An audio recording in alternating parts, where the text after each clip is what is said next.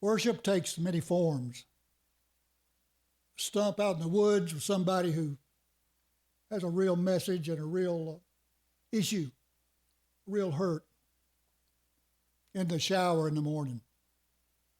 The spirit of the Lenape are all over this country. It's a part of our heritage. And as I get more in touch with spirituality and heritage, genealogy and stories of the past have just fascinated me. Because we are the fruit of bravery, cowardness, hope, and despair. But we're in this room today to find the best selves that we could find.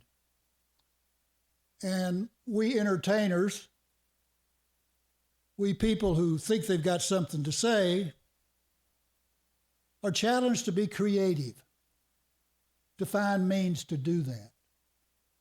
Because worship is not reciting words that somebody else gave us. Worship is encountering the mystery that's in us and all around us.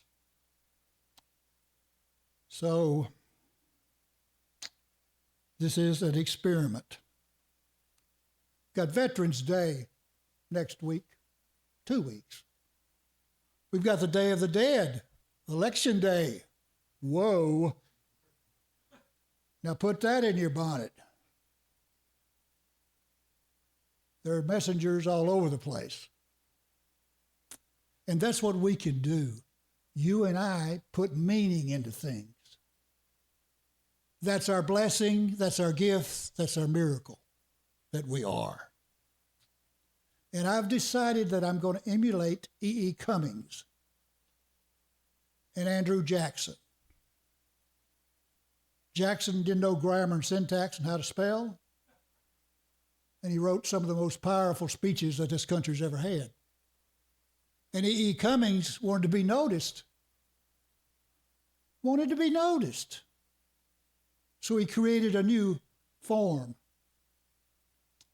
But as Dizzy Dean says, it ain't bragging if you can do it. And Dizzy, if it hadn't gone back to work, hurt, messed up his toe and he couldn't come off the mound, he'd probably pitched another 10 years. So let's get on with it.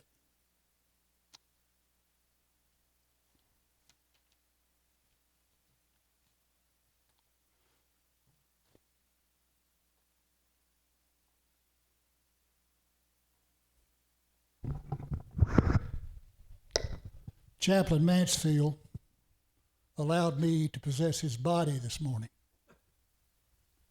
I've come from a long way. My farm in Gettysburg have these people driving up all the time. Well, I think Mr. Phil has got a tape for you to sort of give me my biography. Now, Chaplain Mansfield can't talk like I did. So I apologize for that. I'm sounding like my son. No, sorry, out of character. Listen up, listen tight. There will be a test.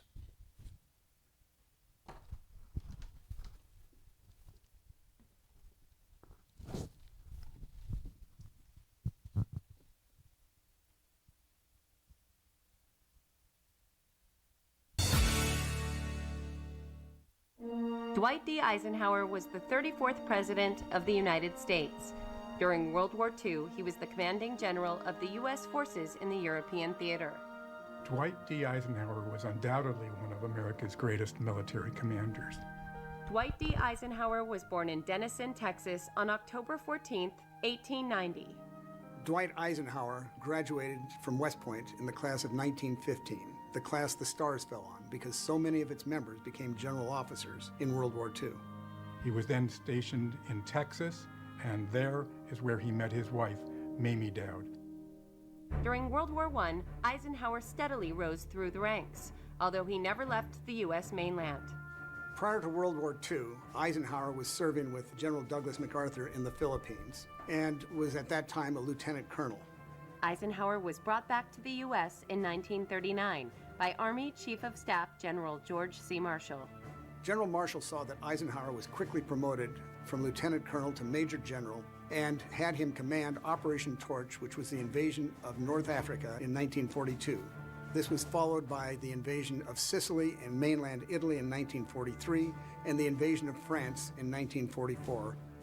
He was in charge of Operation Overlord, the operation which resulted in the invasion of Normandy on June 6, 1944, the day that we know as D-Day. Dwight D. Eisenhower was a great political general, which is exactly what was called for to keep the alliance together during World War II. Eisenhower received a hero's welcome when he returned to the U.S. after the war in 1945. He then served as the Army's Chief of Staff before leaving the service in 1948 to become president of Columbia University. In 1950, Eisenhower returned to military service when President Harry Truman asked him to become the NATO Supreme Commander, which was a newly created position. In 1952, Eisenhower stepped down from his NATO position and ran for president. In the November 1952 election, he won the first of his 2 presidential terms in a landslide victory. He continued many of the policies of the New Deal and FDR and Harry Truman, even though he was a Republican. On civil rights, in 1957, there was the Little Rock school crisis. The governor of Arkansas didn't want to let African-American children enter the all-white school. Eisenhower sent federal troops to make sure that those students got to have their education there at Central High School in Little Rock. Eisenhower's foreign policy achievements included an armistice that ended the Korean War, a ramping up of the Cold War where he increased surveillance against communism. Dwight D. Eisenhower's lasting visible legacy, interesting enough, came in infrastructure. He was the father of the interstate highway system. He also created NASA. Eisenhower was never known as a great public speaker, but many people believe that his final speech as president was his greatest one. In that speech, he expressed his concern about big business and the military establishment exerting too much influence on America's everyday life. Those concerns remain with us to this day. After his presidency, Eisenhower retired to a farmhouse in Gettysburg, Pennsylvania with his wife in 1961. He died on March 28, 1969.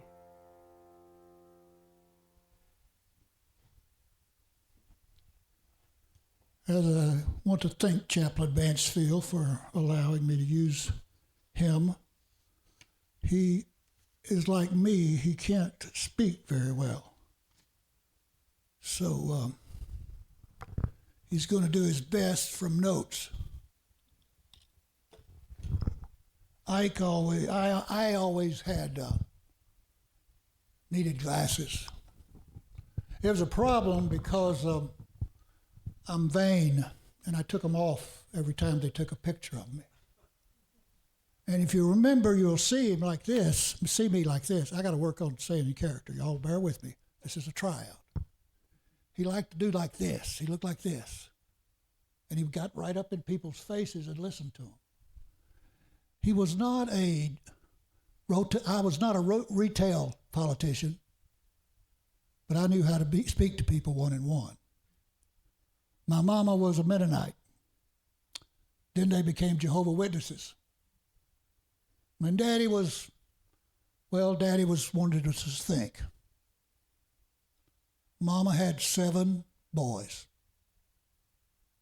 She became a Jehovah's Witness and took the rest of them in with her too, sorta. Let's let Mansfield read the boys now.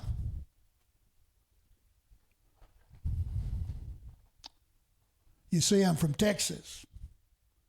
So LBJ and all that Texas hoopla doesn't matter. I was there first.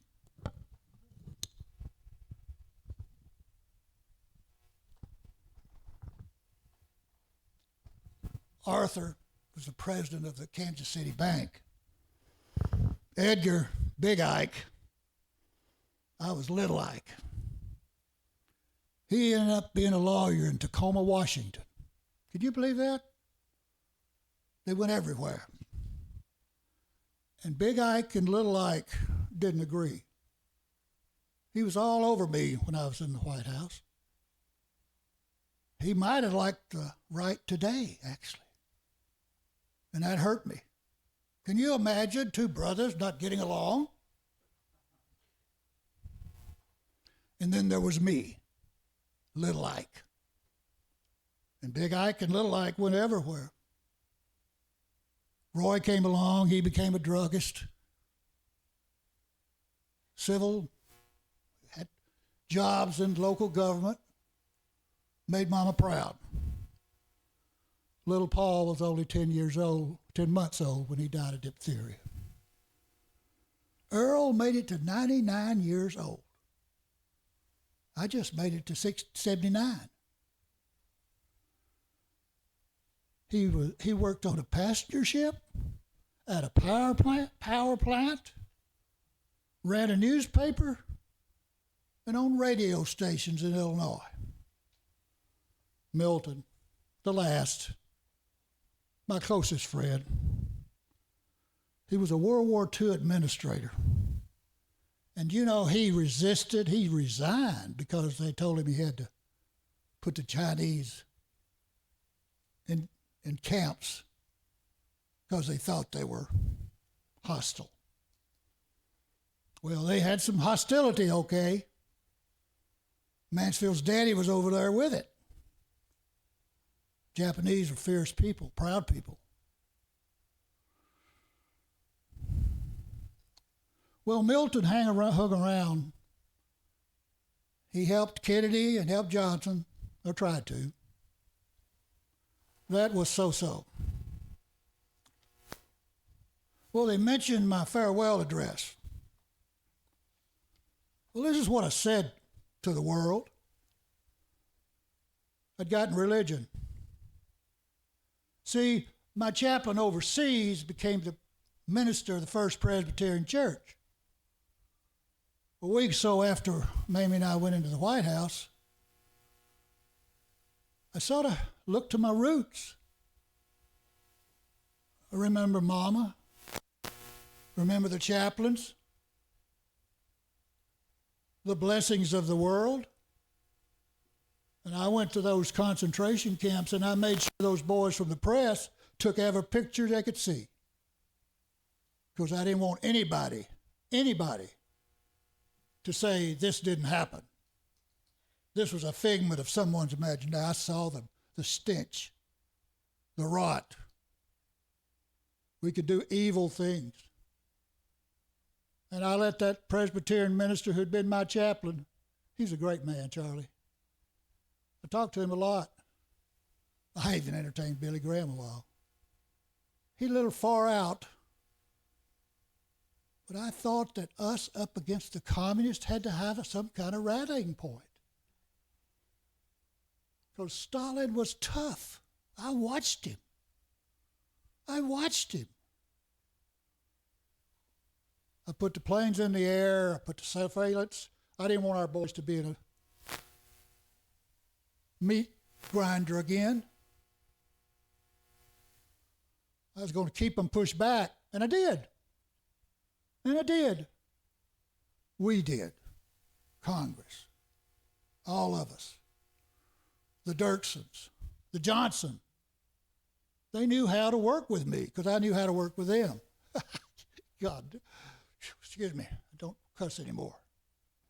But I did then. And I smoked every day till I had 2 heart attacks. Nixon thought he was going to get the job in 54. He didn't. And it's another story. We'll get that in another day. Y'all did have Nixon to kick around some more. All right, this is what I said. This conjunction of an immense military establishment and a large arms industry is new to the American experience. The total influence, economic, political, even spiritual, is felt in every city, every state house, every office of the federal government. I said this in 61, January the 17th. Jack was going to be coming in 3 days. Milton and the speech writers and I, we worked on that for 13 months on this. Yet we must not fail to comprehend its grave implications. Our toil, resources, and livelihood are all involved. So is the very structure of our society. And this is how the Founding Fathers, that's all he said, but that's it. Let me do that again. I didn't do that well. This conjunction of an immense military establishment and a large arms industry is new in the American experience. The total influence, economic, political, even spiritual, is felt in every city, every state house, every office of the federal government. We recognize the imperative need for this development, yet we must not fail to comprehend its grave implications. Our toil, resources, and livelihood are all involved. So is the very structure of our society. I don't think anybody heard it. Oh, they made some publicity about it. They always talk about it, you know. Every time they talk about me, they talk about that quote, military-industrial complex.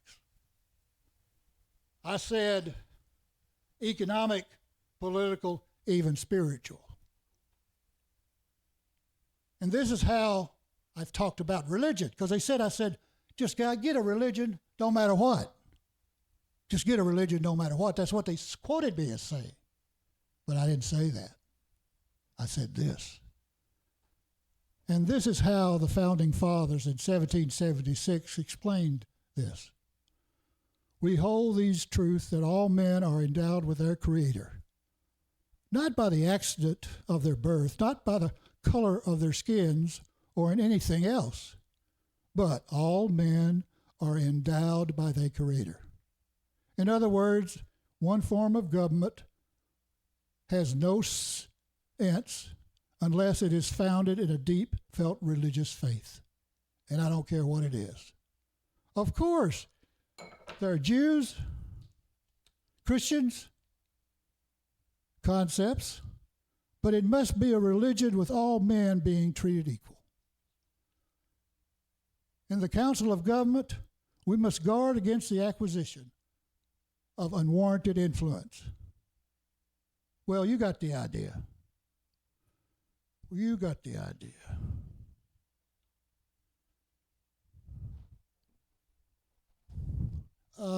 Jim, would you please come and take the mic?